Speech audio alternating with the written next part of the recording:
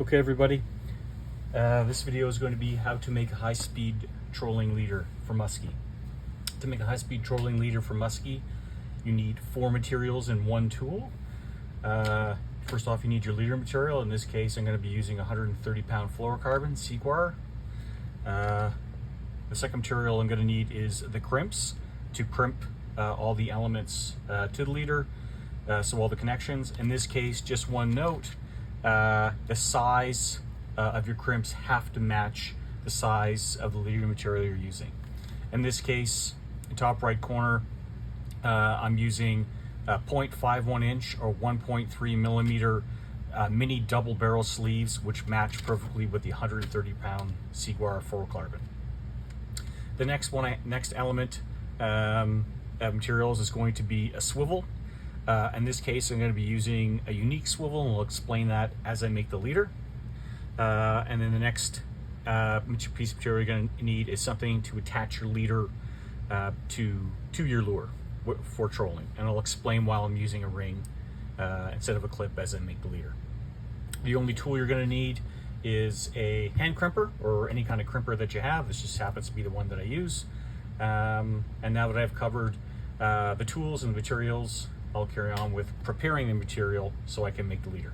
So the first, only really one step in preparing the material, and that's to draw out the length of leader material you want to have. In this case, I'm going to make a 72-inch fluorocarbon long high-speed trolling leader. So I'll just draw this out as I'm talking here. And just about through, that'll do it. And on the side of my crimpers here, there's a cutting tool which cuts nice and sharply. So there we go, that's done. So I have my leader, and get that out of the way.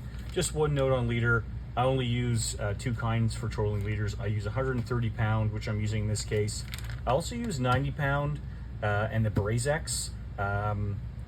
I find, or sorry, the 80-pound in the Brazex, it's much thinner for smaller lures or for lures that, longer lures that the muskie aren't going to get their mouth all the way around. But I have most confidence 130-pound, 130-pound heavier trolling line. Okay, so first step, once I've drawn all this out to make the leader, is we're going to attach the swivel. And one point about the swivel, you can use any kind of swivel you want really, but the recommendation is you can use one of 2 kinds. You can use a ball bearing swivel with a welded ring, which is what I have here.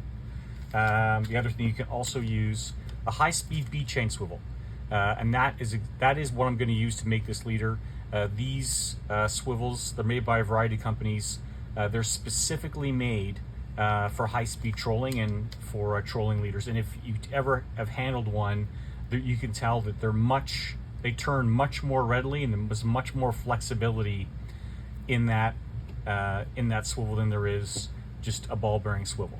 And every step of the way, as I make this leader, I'm going to construct it to give the maximum amount of mobility and freedom to the lure at the other end. So I get the maximum amount of action from the lure.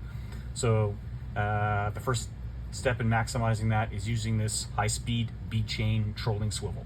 So we're going to attach this. First step is slide the fluorocarbon through one side of the double barrel sleeve, just like that.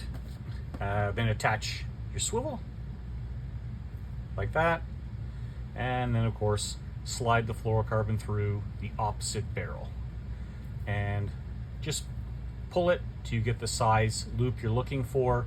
In my case, I like it small, that there's not too much movement, it doesn't rattle around too much, it's not going to get caught in anything, but not so small that there's no mobility on the swivel. So that is where I'm at right now.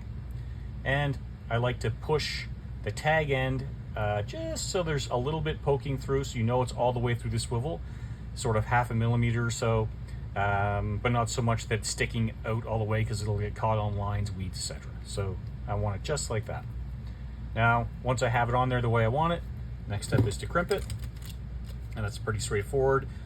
I'm going to be crimping it in the smallest setting on my hand crimper, and again, what you want to crimp is the long edge of the barrel swivel, like that. So you'll see the long edge. I'm crimping the long edge down, not the flatter edge. So, and I also want to make sure that I'm crimping it and the crimp occurs in the middle of the swivel. So now I have it just how I like it.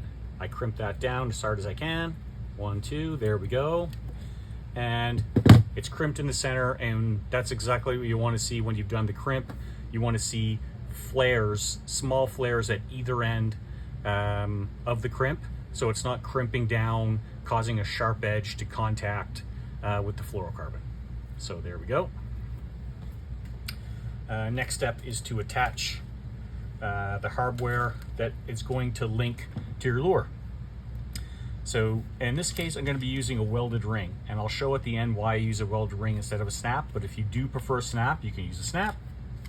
So first stage in this case, I'm going to thread through one side of the double barrel sleeve. Oh, my fingers are getting in the way there. So I'll just thread this through, just like this. Now that I have it through one side, I'll put on my welded ring, like this. And now I'll feed the tag end of the leader back through double barrel swivel.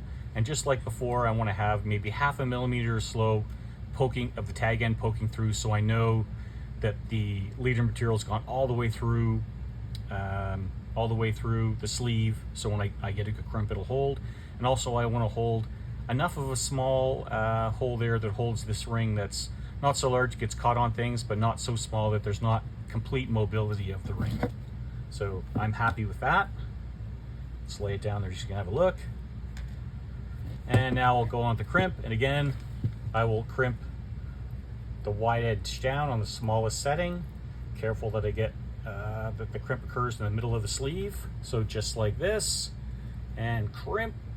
1, 2, and you can see again that its crimp is in the center and the flares are at either edge of the sleeve.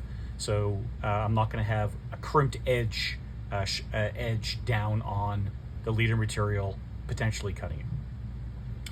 So here we go. So at one end, again, I have the high-speed bead chain swivel.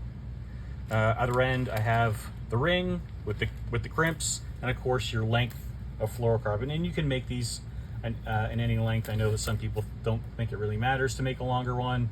Other people are convinced that it needs to be 6 feet. It's just whatever you have confidence in. I have the highest confidence on trolling, and I happen to have just the best results when I use this high-speed bead chain swivel and a ring. Now, I did say that I was going to explain why I use a ring instead of stay-lock snap. I mean, stay-lock snaps do work great, and you know, I haven't had any break or any issues with them. Although one thing I'll show here, and I've just done this for demonstration, is I have my trolling lure, in this case a 5.5-inch Wiley Musky killer, and you see I have it attached there with a solid ring, welded ring, to a split ring to the lure.